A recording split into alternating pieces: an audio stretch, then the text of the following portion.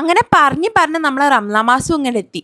റംസാൻ മാസമായി കഴിഞ്ഞാൽ എനിക്ക് ഭയങ്കര ഇഷ്ടമാണ്. പക്ഷേ ഈ അത്താഴത്തിന് എണീക്കുക പറയണതാണ് കുറച്ച് ടാസ്ക്. പക്ഷെ എണീച്ച് കഴിഞ്ഞാൽ ഫുൾ ഓണാവും.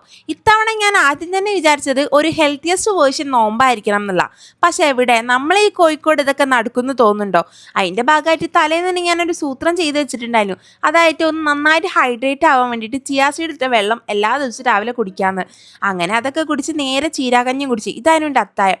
അതിനുശേഷം നമ്മൾ സുബഹി നിസ്കാരവും ഓത്തും പ്രാർത്ഥനയും മനസ്സറിഞ്ഞ് പഠിച്ചുകൊൻ്റെ അടുത്ത് എല്ലാ കാര്യത്തിനും വേണ്ടി ദുആ ചെയ്ത് എല്ലാം നടുക്കേക്കും. നേരെ പിന്നെ ഓഫീസിലേക്ക് വിട്ട്.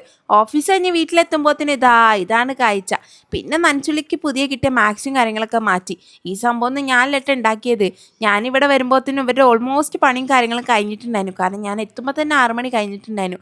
അങ്ങനെ പൊന്നും ഉമ്മക്ക് ഒരുക്കി വെച്ച് വിഭവസമൃദ്ധമായ റമളാൻ മാസത്തെ ആദ്യത്തെ നോമ്പിന് വേണ്ടിയിട്ടുള്ള സാധനങ്ങളായിരുന്നു.